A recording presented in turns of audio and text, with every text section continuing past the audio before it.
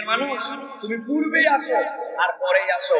কিয়ামতের ময়দানে তোমার আমলনামা ভালো হোক আর খারাপ হোক, আল্লাহ রাব্বুল আলামিনের কাছে তোমাকে দাঁড়াতে হবে এবং আল্লাহ রাব্বুল আলামিনের কাছে তোমাকে হিসাব দিতে হবে।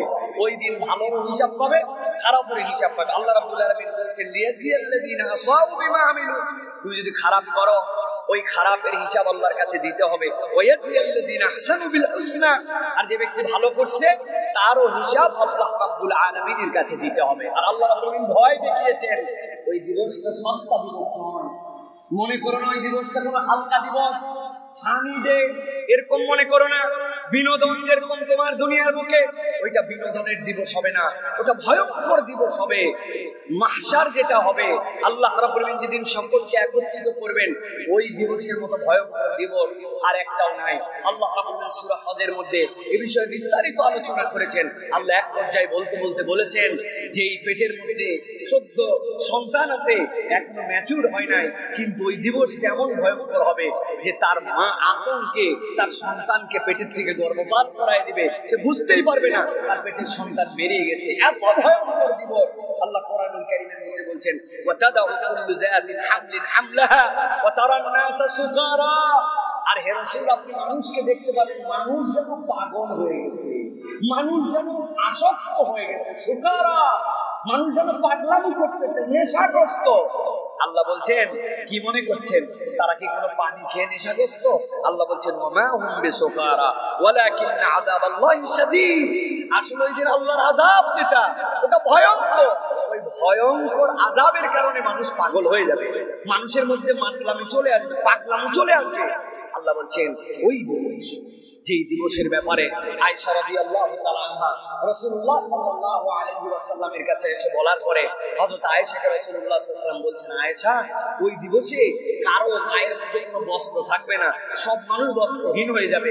আয়েশা রাদিয়াল্লাহু তাআলা লজ্জা পেয়ে বলছেন, ইয়া রাসূলুল্লাহ, আমার বাপ, আমার ভাই, আমার সাহাবায়ে কেরাম, তার সামনে আমার গায়ে কাপড় থাকবে না, এটা কেমন কথা?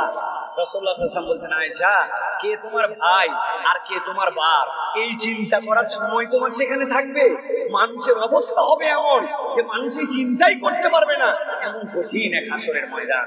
প্রিয় ভাইরা, বর্ণনা দিলে কোরআনুল কারীমের মধ্যে ৮৩টা আয়াতে কারিমা আছে, যে আয়াতে কারিমা স্পেসিফিক হাসরের ময়দানের ভয়াবহতার কথা উল্লেখ করেছে।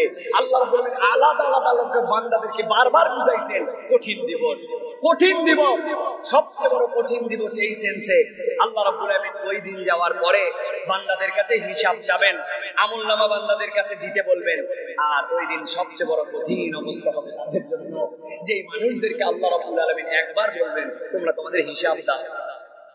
যদি কাউকে আল্লাহ বলেন হিসাব দাও, নবী করিম সাল্লাল্লাহু আলাইহি ওয়াসাল্লাম হাদিসের আলোকে বোঝা যায় ওই বান্দা ফেঁসে যাবে, ওই বান্দা ফেঁসে যাবে।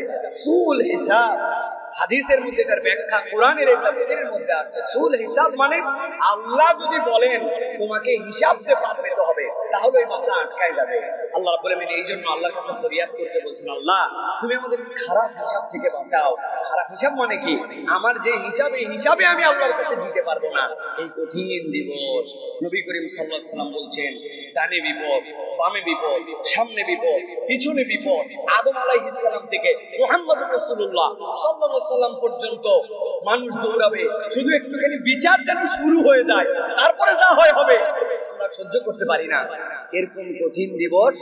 আল্লাহ বলছেন ওই দিবসে আমি মুহাম্মদ রাসূলুল্লাহ সাল্লাল্লাহু আলাইহি ওয়াসাল্লাম তোমাদেরকে জানাচ্ছি ৭টা শ্রেণী এমন হবে যেই মানুষগুলোর ওই দিন কোনো টেনশন থাকবে না।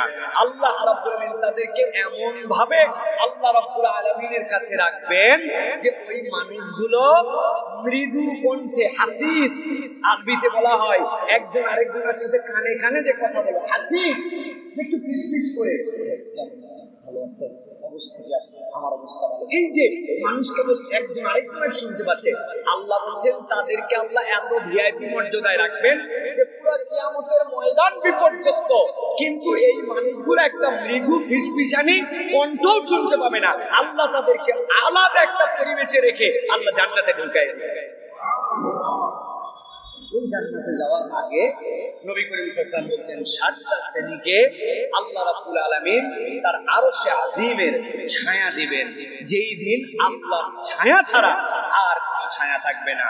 এই হাদিস জীবনেও শুনেছি, এরকম এখানে একজন লোক, ঠিক কিনা ভাই? সবাই জানে, কিন্তু কোরআন আমাদেরকে বলছে ফাযাক্কির ফাইন্না যিকরা তানফাউল মুমিনিন, ফাইন্না যিকরা, আল্লাহ বলছেন স্মরণ করা। আপনার উম্মতকে আবার বলে নিশ্চয় আপনার উম্মত এই জিকিরের দ্বারা কল্যাণ পাবে। তো আজকে আমরা সংক্ষিপ্ত সময়ে এই যে কঠিন গরম, এই যে কঠিন পরিবেশ চলতেছে আমাদের, এই পরিবেশে আমরা একটু ফিল করতে পারছি কষ্টটা কি, গরমটা কি, বিদ্যুৎ না থাকার ফিলিংসটা কি। ওই জন্য আমি মনে করছি ছায়ার দামটা আজকে একটু হৃদয় অনুভব করা যায়। এই যে মসজিদে আপনারা বসে আছেন, ফ্যান নাই, কষ্ট হচ্ছে আপনাদের, এসি বন্ধ, কিন্তু বলেন তো ভাই, এই মসজিদে বসাটায় আমাদের এই মিরপুর গাবতলী রাস্তার মধ্যে যদি এখন এই জায়নামাজ দিয়ে বসা লাগতো, তাহলে কি আমাদের জন্য এখান থেকে কতটুকু ভয়াবহ কঠিন হতো কিনা ভাই? বুঝে থাকলে বলেন কঠিন হতো কিনা? তাহলে আমরা গরমে আছি, কষ্টে আছি একটু, কিন্তু রাস্তার মধ্যে উন্মুক্ত খোলা রোদ মাথার উপরে পড়ার থেকে এই ছাদের ছায়াটা আমাদের জন্য তৃপ্তিদায়ক, ঠিক কিনা? ঠিক বুঝেন, কিয়ামতের ময়দান বিপদ। আল্লাহ রাব্বুল আলামিন বলছেন ওই দিন আল্লাহর ছায়া ছাড়া কিচ্ছু থাকবে না, আর 7 শ্রেণীর লোককে আল্লাহ নিজ দায়িত্বে ছায়া দান করবেন।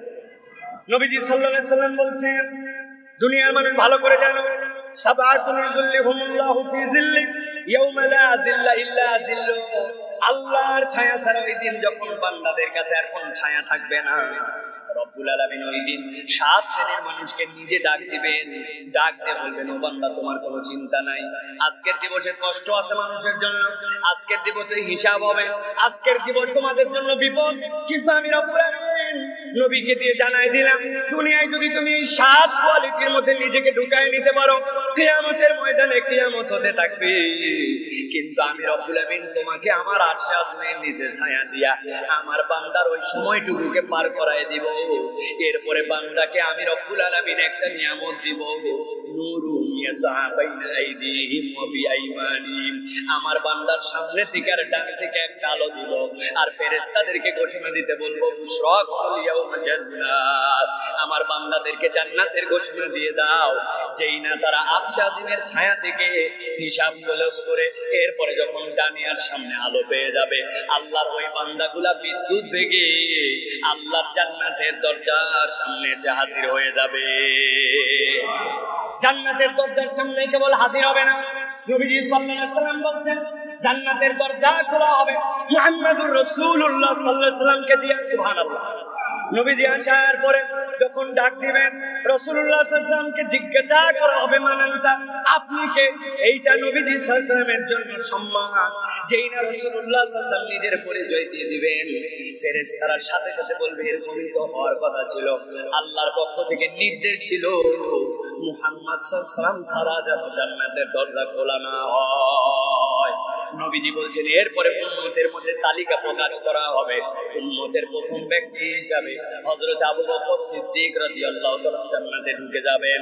এরপরে যখন ধারাবাহিকভাবে উম্মত আসবে, উম্মত আসার পরে জান্নাতের দরজার সামনে দাঁড়ায়, জান্নাতে শুধু সরসর করে ঢুকে যাবে না, জান্নাতের দরজার সামনে দাঁড়ানোর পরে উম্মত জিজ্ঞাসা করবে, ও জান্নাতীরা, আজকে তোমরা যারা জান্নাতে আমাদেরকে সুবাসী জানাচ্ছ, ওয়েলকাম জানাচ্ছ, আমরা আগে জিজ্ঞাসা করতে চাই, তুমি যে তোমার জান্নাত আমাকে নিতে চাও, তোমার জান্নাতে কি কি নিয়ামত আছে আমাকে আগে জানাও।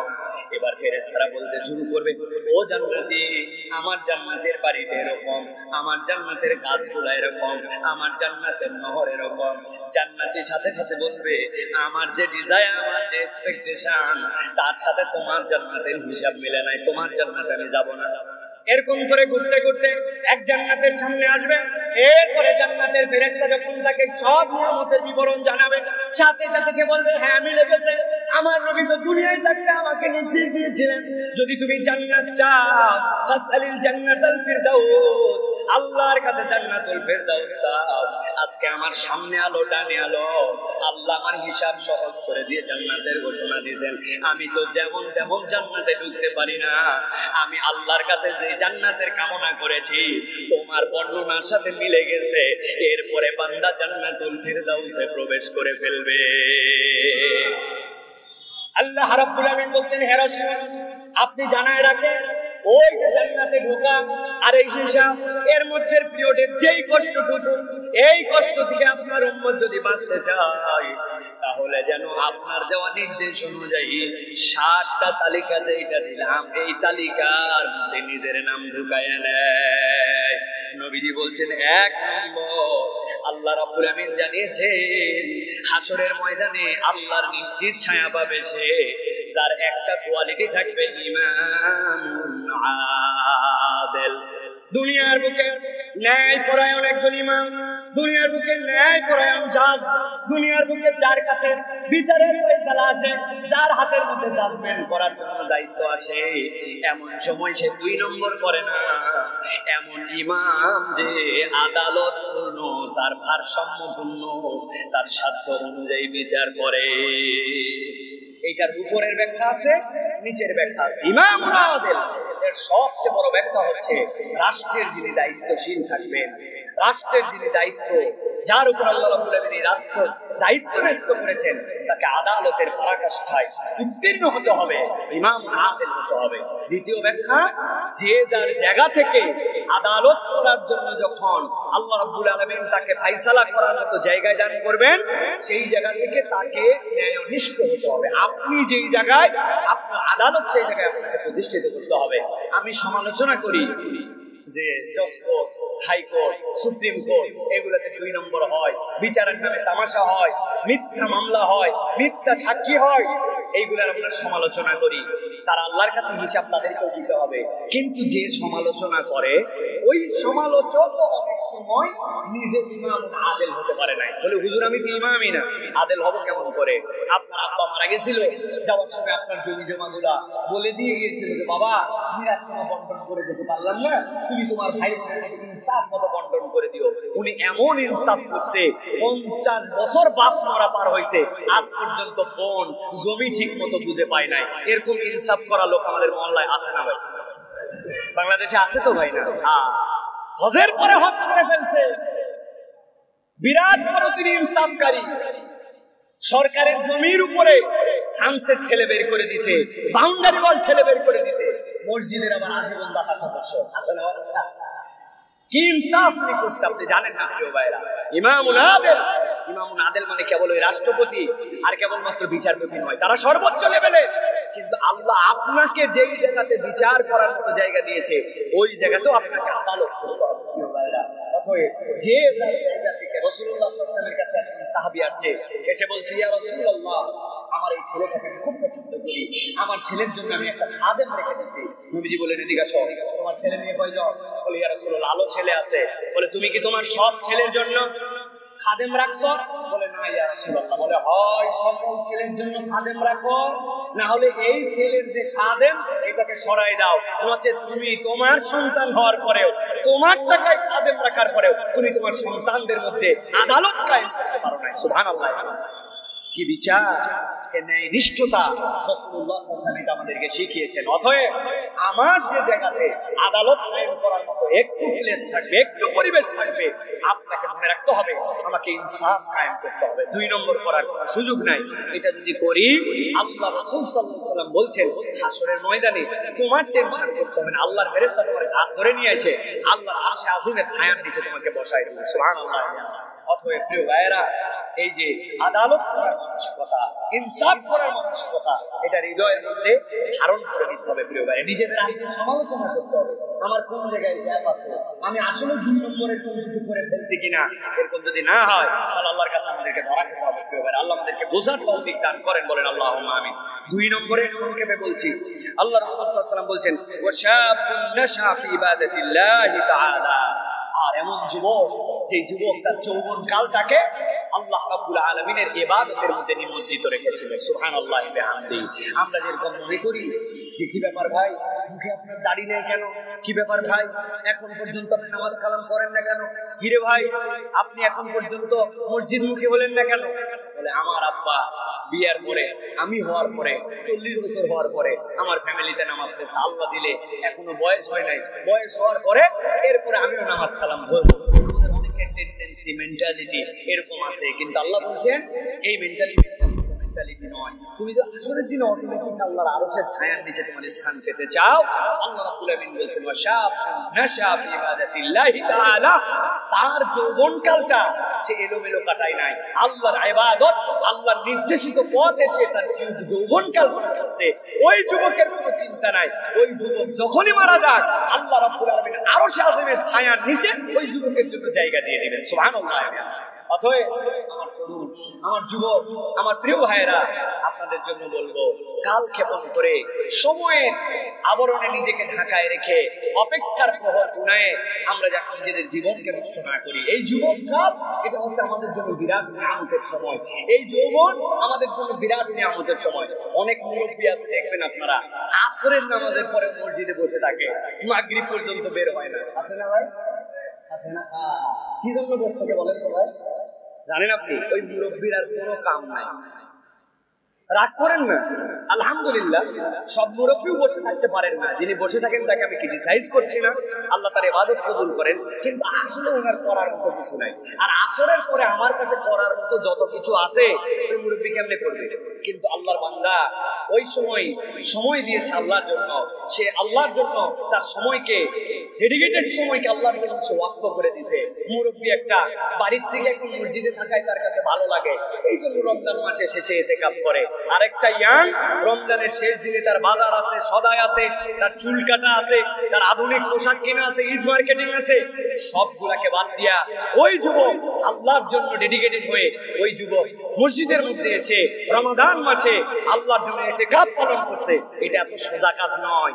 আল্লাহর নবী বলছেন এটা এমন কাজ যেই কাজের বিনিময়টাও সোজা নয়। যেই যুবক আল্লাহর জন্য তার যৌবনের ইবাদতে ব্যয় করছে, আল্লাহ আরশে আজিমের নিচে তার জন্য একটা ছায়ার স্থান সংরক্ষণ করবেন। সুবহানাল্লাহ। এই জন্য আমার প্রিয় তরুণ, আমার প্রিয় যুবক, ইবাদতের যেগুলো ফরজ এগুলো কখনো ছাড়বেন না। দুইটা ইবাদত তরুণদের জন্য গুরুত্বপূর্ণ, দুইটা, মাত্র দুইটা। এক নম্বর সালাত, আর 2 নম্বর বাপ মায়ের কথা শোনা। বাকি ইবাদত সবগুলো আপনার জন্য, আর ইবাদতই নাই তো আপনার জন্য। হিসাব মিলাই দেখেন, আপনি এখনো এমন পরিমাণ কামাই করেন নাই যে আপনার যাকাতের হিসাব বের করতে হবে। আপনি এখন পর্যন্ত এমন পরিমাণ এনগেজমেন্ট আপনার অন্য জায়গায় হয় নাই যে যেইগুলোতে আপনার অধীনস্থদের বাল বিচারে এর মধ্যে যেতে হবে। আপনার ইবাদতে দুইটা, আজান হয়েছে, মসজিদের সাথে আপনার সম্পর্ক, আপনি নামাজ ছাড়েন না। আর 2 নম্বর ওয়াকাদা রাব্বুকা আল্লা তা'বুদু ইল্লা ইয়্যাহ, বাপ মায়ের কথা শুনে চলেন। এই দুইটা নিয়ম যদি আপনি আপনার 18 থেকে শুরু করে 35 পর্যন্ত আপনার লাইফে প্র্যাকটিস করতে পারেন, আল্লাহ আপনার জীবনকে বিরাট রঙিন ভাবে উদ্ভাসিত করে দিবেন ইনশাআল্লাহ। এইটা আপনার জন্য লাগবে। তরুণরা একটু খেয়াল করে দেখেন, কথায় বললেই তো স্যারের কথা মনে হয়। আব্দুল্লাহ জাহাঙ্গীর রহমাতুল্লাহ বলতেন, আমার কাছে এসে অনেকেই বলে যে স্যার আমি তো পরিবারকে না জানায় বিয়ে করে ফেলছি, আমি পরিবারকে না জানাই কোর্ট ম্যারেজ করে ফেলছি, এখন আমার এই বিয়ে বৈধ না অবৈধ? স্যার বলেন, ওই ছেলেটার দিকে তাকায়া আমার মনের মধ্যে বড় মায়া হয়। কেন মায়া হয়? বলবেন ও বিয়ে করে ফেলছে এই জন্য মায়া হয়। বলে না, দেখো এই ছেলেটা এমন একজনের সাথে সম্পর্কিত হয়েছিল, সম্পর্কটা তার হারাম ছিল, সম্পর্কটা তার অবৈধ ছিল, কিন্তু পারিপার্শ্বিকতায় সে একটা গুনার মধ্যে পড়ে গেছে। কিন্তু তার সমাজ, তার পরিবার, তার আব্বা, তার ফ্যামিলি, তার বন্ধু কেউ তাকে ইমানের প্রতি উৎসাহিত করে নাই। ওর ভিতরে একটা ইমানের বাতি আছে, যেটাতে মনে হয়েছে সম্পর্কিত হয়েছে, কিন্তু আমি যদি তার সাথে শারীরিক সম্পর্কে লিপ্ত হই, বিবাহ পরিবর্তে পূর্ববর্তী যদি তার সাথে আমি তার বেডে চলে যাই, তাহলে তো আমি জিনাকার হয়ে যাব। এখন সে তার কামনা আছে ভিতরে, কিন্তু তার ইমান তাকে একটু উস্কায় দেয় যে না, এই কাজ করিস না, অন্তত ওকে বিয়ে কর, বিয়ে না করলে তুই বাঁচবি না।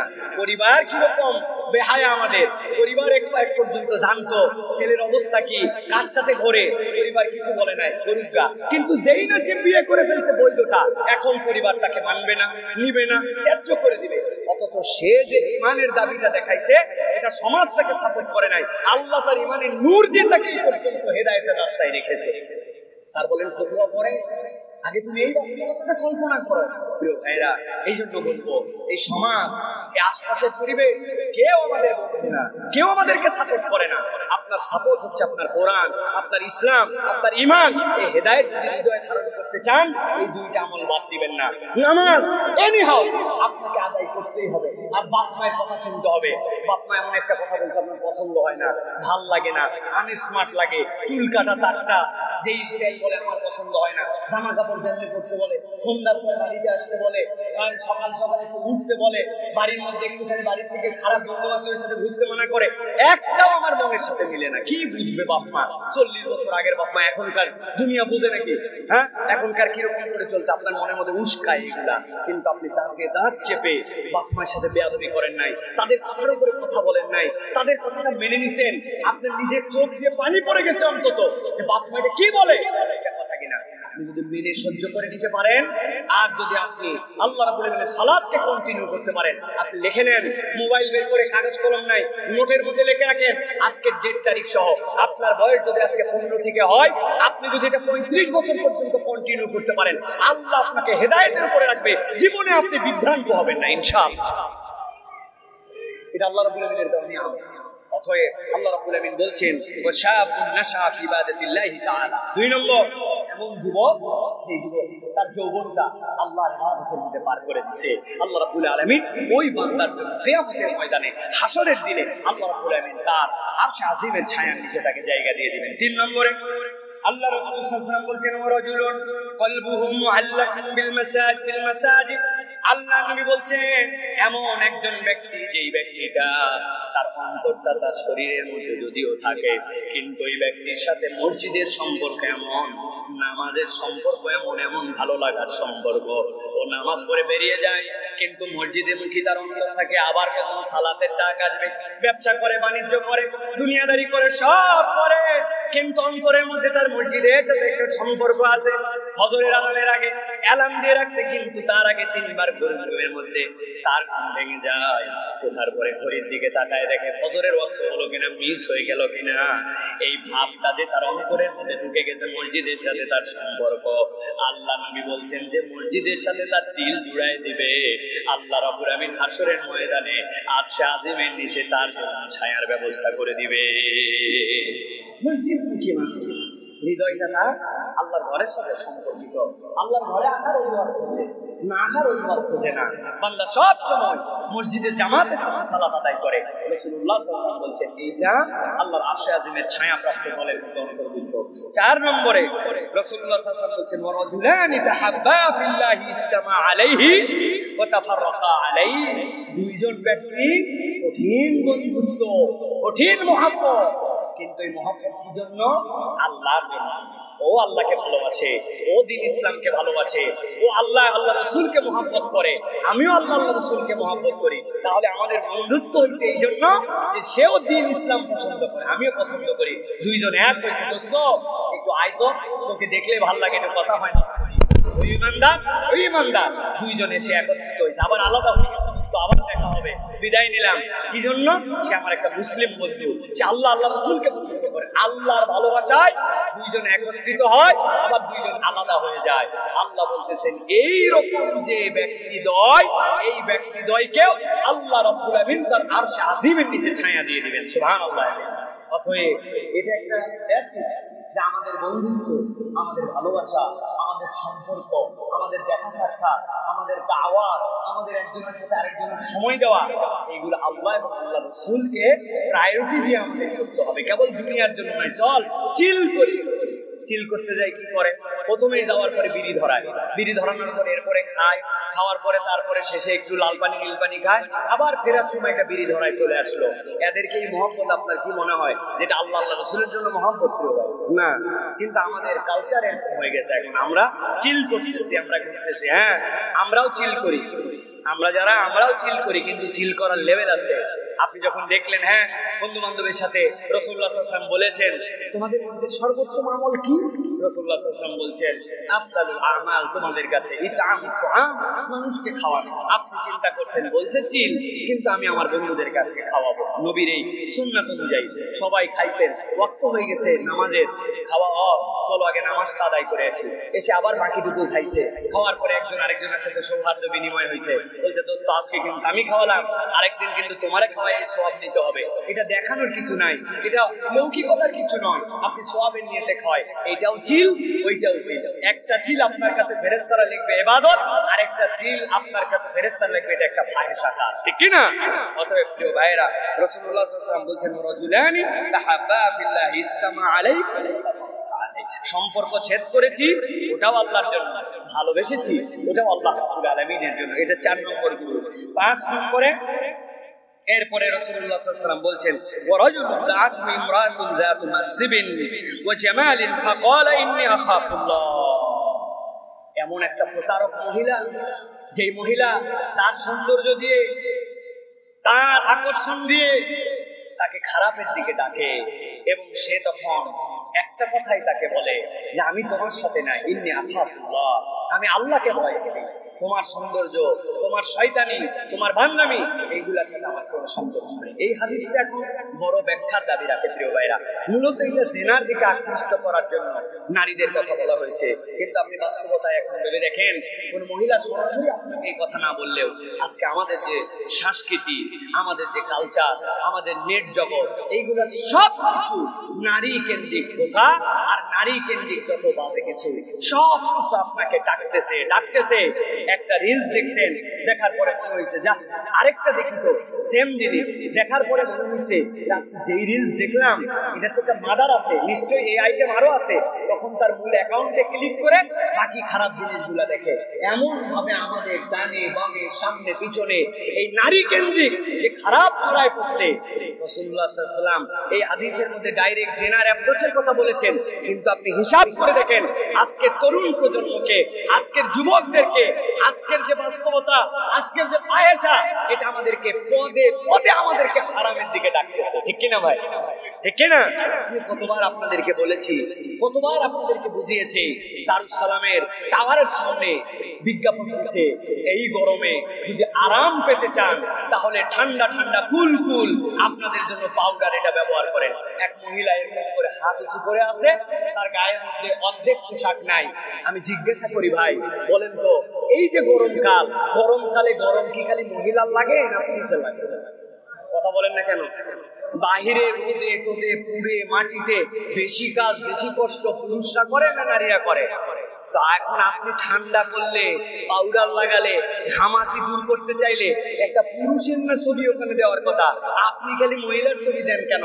আসল উদ্দেশ্য পাউডার বিক্রি নয়, কেবল ওই মহিলাকে বিজ্ঞাপিত করে ওই মহিলাটা দিয়ে আপনার আমার গুনাহ কামাই করানো। এটা একটা হচ্ছে জাহেলি সমাজের চরিত্র, ঠিক কিনা? সব জায়গায় চাই, সব জায়গাতে চাই। আপনি হিসাব করেন নাই প্রসাধনী থেকে শুরু করে সব কিছুতে। জাকির নায়েক একবার বলছিলেন না যে বিএমডব্লিউ গাড়ি বিক্রি হবে, ওই বিএমডব্লিউ গাড়ির সামনে দুইটা স্বল্প বসনা নারী, তার হাতের মধ্যে লেখা আছে লেটস ড্রাইভ হার। তুমি জিজ্ঞাসা করছেন চালাবো কাকে, এই মহিলা না গাড়ি? তুমি বিএমডব্লিউ গাড়ির বিজ্ঞাপন করতেছো, কিন্তু লেখছো লেটস ড্রাইভ হার। এটা আমার কথা নয়, জাকির নায়েকের কথা। ওই মহিলাকে আপনি কেন দাঁড় করাইছেন? এটাই হচ্ছে ইন্নাল্লাযীনা ইউহিব্বুনাল ফাহিশা ফিল্লাযীনা আমানু, ঈমানদারদের মধ্যে যে ফাহিশাকে ছড়াই দিতে চায়, এটা হচ্ছে শয়তানের সবচেয়ে বড় জঘন্য চরিত্র। শয়তান চরিত্র নষ্ট করতে চায় এই নারী দিয়ে, নারীবাদ দিয়ে। অতএব প্রিয় ভাইয়েরা, আমি যদি আল্লাহর আরশে আজিমের নিচে আমার অবস্থান চাই, তাহলে কেবল ডাইরেক্ট হয়তো আমাকে কোন নারী অ্যাপ্রোচ করবে না, কিন্তু নারী কেন্দ্রিক যত ফিতনা, যত বিজ্ঞাপন, যত ফেসবুকিং, যত ইউটিউবিং, যত ধরনের প্রচার, এইগুলা থেকে আপনাকে একদম সন্তর্পণে, আপনাকে একদম সচেতন ভাবে এখান থেকে আপনাকে বেঁচে থাকতে হবে। এই বেঁচে থাকা যদি কোনো যুবকের প্রচেষ্টা হয়, কোনো পুরুষের প্রচেষ্টা হয়, ইনশাআল্লাহ এই হাদিসের আলোকে আল্লাহ রাব্বুল আলামিন তাকে কিয়ামতের ময়দানে আল্লাহর আরশে আজিমের নিচে ছায়া দিবেন ইনশাআল্লাহ। অতএব আমাদেরকে এটার জন্য কষ্ট করতে হবে ভাই। এটা এরকম না, হুজুর চলেই আসছে, আমার দোষকে আমি কি ইচ্ছা করে দেখতে চাইছি? ভাই, ইচ্ছা করে দেখতে না চাইলেও ইচ্ছা করে আপনাকে বাঁচতে হবে। এখান থেকে বেঁচে থাকাটা আপনার জন্য দায়িত্ব। প্রিয় ভাইরা, সহজ বলাটা খুব সহজ, বলাটা খুব সহজ, কিন্তু এই আমল করা অনেক কঠিন। অতএব এই নারীকে লিখেন না, এখান থেকে আমাদেরকে বেঁচে থাকতে হবে। আল্লাহ আমাদেরকে বেঁচে থাকার মতো তৌফিক দান করুক, বলেন আল্লাহুম্মা আমিন। এরপরে রাসূলুল্লাহ সাল্লাল্লাহু আলাইহি ওয়াসাল্লাম বলছেন, ওয়া রাজুলুন মুতাসাদ্দাকা বিসাদাকাতিন ফাআখফাহা হাত্তা লা তা'লামা শিমালুহু মা তুনফিকু ইয়ামিনুহু। এমন একজন দানবী, যেই দানবী চাইলে দান করে কিন্তু সে তার দানটাকে গোপন রাখে। কেমন গোপন? আল্লাহ নবী বলছেন, ডান হাতে দান করে বাম হাত টের পায়। সুবহানাল্লাহ। বাম হাত টের পায় না, এইরকম গোপনে কিছু দান সিররাও আলানিয়া, প্রকাশ্যেও করতে পারি, গোপনেও করতে পারি।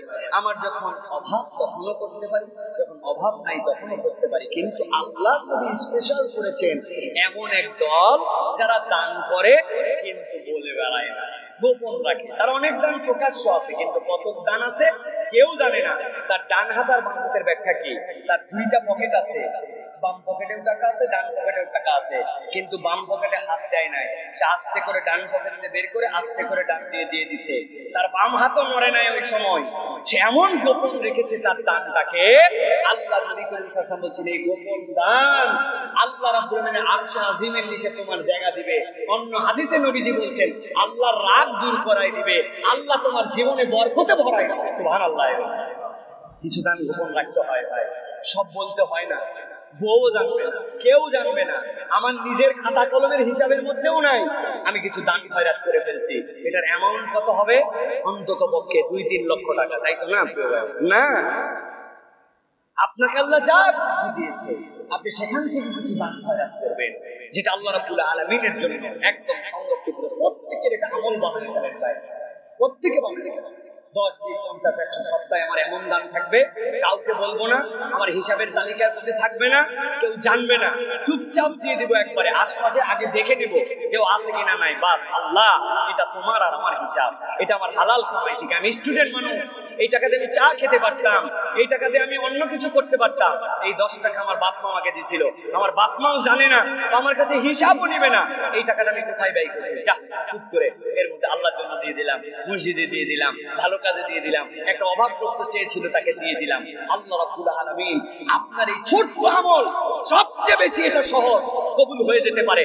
আল্লাহ আপনার এটার কারণে আরশে আজিমের নিচে ওই হাসরের দিন জায়গা দিয়ে দেবে। সুবহানাল্লাহ। আপনি বিবেচনা করেন, সবচেয়ে সহজ এইটা, বাকিগুলোর তুলনায় এটা সবচেয়ে সহজ। কারণ আপনার যা সাধ্য আছে আল্লাহ কিন্তু পরিমাণ নির্ধারণ করেন নাই, আল্লাহ দিনটা নির্ধারণ করেন নাই। যুবক কাল না, দুর্বল কাল, বয়স কাল না, এই কাল, গরিব না বড় লোক, আল্লাহ নির্ধারণ করেন নাই। এমন দান ডান হাত দিচ্ছে, বাম হাত জানি না, আল্লাহ রাব্বুল আলামিন কবুল করে ওই দানের বিনিময় আপনাকে আরশে আজিমের নিচে দিবেন। সুবহানাল্লাহ। আল্লাহ রাব্বুল আলামিন আমাদেরকে এটা তৌফিক দান করেন। সর্বশেষ রাসূলুল্লাহ সাল্লাল্লাহু আলাইহি ওয়াসাল্লাম বলছেন, ওয়া রাজুলুন যাকারাল্লাহা খালিয়ান ফাফাদাত আইনা। এমন ব্যক্তি, আল্লাহ নবী সাল্লাল্লাহু আলাইহি ওয়াসাল্লাম বলছেন, আরশে আজিমের নিচে রব্বুল আলামিন ফেরেশতাদেরকে তাদেরকে খুঁজাবেন, খুঁজায় তাদেরকে জায়গা দেওয়াবেন। এমন ব্যক্তি, যেই ব্যক্তি এমন সময় উঠেছিল যেই সময় দুনিয়া ঘুমাইছিল, ডানের লোক জানে না, স্ত্রী জানে না, পরিবার জানে না, একা একা আল্লাহর জন্য দাঁড়ায় গেছে। দাঁড়ানোর পরে হাসরের দিনের কথা চিন্তা করছে, নিজের আমল নামার দিকে তাকাইছে, নিজের গুনাহ খাতার কথা মনে করছে, আর সাথে সাথে মনে করছে আল্লাহ সামান্য একটু 40 ডিগ্রি তাপমাত্রা, এইটা সহ্য করতে পারি না। কয়েল ধরানোর জন্য ম্যাচ ধরাইছিলাম, ম্যাচ ডান হাতে আছে, কয়েলের দিকে খেয়াল চলে গেছে, কয়েলটা ধরে কি ধরে না, জ্বলতে জ্বলতে ম্যাচের কাঠিটা এসে দুই হাতের মধ্যে অল্প একটুখানি গরম লাগাই দিছে, হাতের এখানে ফোঁসা পড়ছে, ফেলে দেওয়ার সাথে সাথে কানের লতিতে হাত দিয়ে ঠান্ডা নেওয়ার চেষ্টা করছে। আল্লাহ সামান্য একটু আগুনের একটা ছোট্ট একটুখানি মিলি সেন্টিমিটার, এইটা আমার চামড়ার সাথে লাগলে আমার সহ্য হয় না, গরম আমার সহ্য হয় না। আয় রব্বুল আলামিন, ওই দিন যাওয়ার পরে আমি কেমনে তোমার সামনে দাঁড়াবো, কেমনে আমার বিচার ফায়সালা বলে জাহান্নামে যাবো। আয় রব্বুল আলামিন, তুমি জাহান্নামের স্রষ্টা, তুমি জান্নাতের স্রষ্টা। বান্দা আল্লাহর জন্য ভয় করে এরকম করে দাঁড়ায় গেছে, আর চোখ দিয়ে চট্টরায় পানি পড়ে, সিজদার মধ্যে যাওয়ার পরে মাথা উঠায় না, আল্লাহর কাছে বলে সুবহান রাব্বিয়াল আলা, এই রব আমার হাজার গুনাহ থাকলেও আমার কপাল এখন মাটির সাথে লাগানো, আর মাটির সাথে লাগায় তোমারে আমি কি বলছি রব সুবহান রাব্বিয়াল আলা। তোমার বান্দার মাথা যখন একদম মাটিতে একদম নিচে, তখন ঘোষণা দিয়েছে আমার রব সবচেয়ে উপরে। ওই বান্দার চোখ দিয়ে পানি পড়ে, আল্লাহ বলছেন ফাফাদাত আইনাহু, নবী বলছেন তার চোখ দিয়ে দরদরায় পানি পড়ে আল্লাহ রাব্বুল আলামিনের জন্য। যেই চোখ দিয়ে আল্লাহর ভয়ে পানি পড়ে, আল্লাহর জন্য কাঁদে, আল্লাহ বলছেন এই ব্যক্তিকে রব্বুল আলামিন হাসরের দিনে কষ্ট দিবেন না। আল্লাহর আরশে আজিমের নিচে এই ব্যক্তিকে ফেরেশতা খুঁজে নিয়ে এসে আরামের ব্যবস্থা করে দিবে। আমাদের অন্তরগুলো শুকায় গেছে, চোখ দিয়ে পানি আসে না। খেয়াল করে দেখেন, আমরা আর্টিফিশিয়াল দোয়া, এই দোয়াতে আমাদের অন্তর কাঁদে না। এই জন্য আল্লাহর জন্য সময় বের করতে হবে, আল্লাহর জন্য তো কাঁদাকাটি করার জন্য চেষ্টা করতে হবে, একটু নিজের জীবনে রিয়ালাইজেশন দাঁড় করাতে হবে, ভেবে ভেবে একটু মাঝে মাঝে এই জন্য একা একা ইবাদত করতে হয়, মাঝে মাঝে একটু গোপনে ইবাদত করতে হয়। তাছাড়া চোখের পানি আসে না আল্লাহর জন্য, আল্লাহ রাব্বুল আলামিনের কাছে একটু দাঁড়াতে হয়। মসজিদের এক কোণায় আমি চলে গেছি, মাদ্রাসার ছাত্র সকলের সাথে ইবাদত হয় না, টুক করে উঠে পড়ছেন কেউ জানে না, উঠে কোণার মধ্যে একটু গামছাটা ফেলে দিয়ে আল্লাহর কাছে দুইটা রাকাতে দাঁড়ায় গেছে, আল্লাহ আমি তোমার জন্য এলেম অন্বেষণকারী, আমি তালেবে এলেম, রব্বুল আলামিন তোমার জন্য আমার হৃদয়টাকে নরম করে দাও। হাসরের দিনে তোমার কাছে আমি কেমনে দাঁড়াবো? আমাকে তুমি একজন ভালো মানুষ হিসেবে কবুল করে নাও আল্লাহ, আমাকে তুমি তোমার দ্বীনের বুঝটা আমার অন্তরের মধ্যে দিয়ে দাও। আল্লাহুম্মা নাওবির কলবি বিনূরি মাআরিফাতিকা আবাদান। আল্লাহ আল্লাহ তুমি তোমার এলেমটা নূর, ওই এলেমটা আমার অন্তরের মধ্যে দিয়ে দাও। আল্লাহ তুমি তো কাঁদেন কেবলমাত্র পড়ালেখা করে, ভালো ওস্তাদের পিছনে পড়ে আর সব সময় খালি তাকরার করে আপনার এলেম হয় না। এলেমগুলি আল্লাহ রাব্বুল আলামিনের কাছে কেড়ে নিতে হয়, চেয়ে নিতে হয়, কেননা ইলমু নূরুম মিনাল্লাহ, এই নূরটা আল্লাহর কাছ থেকে আসে, ওর জন্য অন্তরকে প্রস্তুত করতে হয়। আল্লাহ রাব্বুল আলামিনের রাসূল বলছেন তুমি তোমার জন্য এটা করছো, আল্লাহ তোমার জন্য আরশে আজিমের নিচে ছায়ার ব্যবস্থা করে দিবেন। সুবহানাল্লাহ। অতএব প্রিয় ভাইয়েরা, এই 7 শ্রেণীর অন্তর্ভুক্ত আমাদেরকে হওয়ার জন্য চেষ্টা করতে হবে। আবার আপনাদের কাছে একটু রিমাইন্ডার করাই দেই। 1 নম্বরে, আমার যেখানে জাজমেন্ট করার জায়গা আছে সেখানে আমাকে নীতির পরাকাষ্ঠা সর্বোচ্চ রূপ আমাকে দেখাতে হবে। 2 নম্বরে, যুবক বয়সে ইবাদত। 3 নম্বরে, মসজিদের সাথে সম্পর্কিত অন্তর। 4 নম্বর, আল্লাহর জন্য ভালোবাসা, আল্লাহর জন্য বিচ্ছেদ। 5 নম্বর, এমন নারী, এমন কুকর্মের দিকে আহ্বানকারী সে এটার সাথে যায় না, বরং আল্লাহ রাব্বুল আলামিনকে ভয় করে। এরপরে রাসূলুল্লাহ সাল্লাল্লাহু আলাইহি ওয়াসাল্লাম বলছেন এমন একজন ব্যক্তি যে দান করে, তার ডান হাতে দান করে, বাম হাত জানতে পারে না, মানুষে গোপনে আল্লাহর কাছে দান করার অভ্যাস করে। সর্বশেষ, এমন একজন ব্যক্তি যে আল্লাহর ভয়ে তার চোখ দিয়ে পানি পড়ে, আল্লাহ রাব্বুল আলামিনের কাছে রোনাজারি করে, এই চোখের পানি তার জন্য জাহান্নামের আগুনকে ঠান্ডা করে দিবে, আল্লাহর আরশে আজিমের নিচে তাকে থাকার ব্যবস্থা করে দিবে। আল্লাহ এই 7 শ্রেণীর ভিতরে আমাদেরকে অন্তর্ভুক্ত হওয়ার তৌফিক দান করুন, বলেন আল্লাহুম্মা আমিন।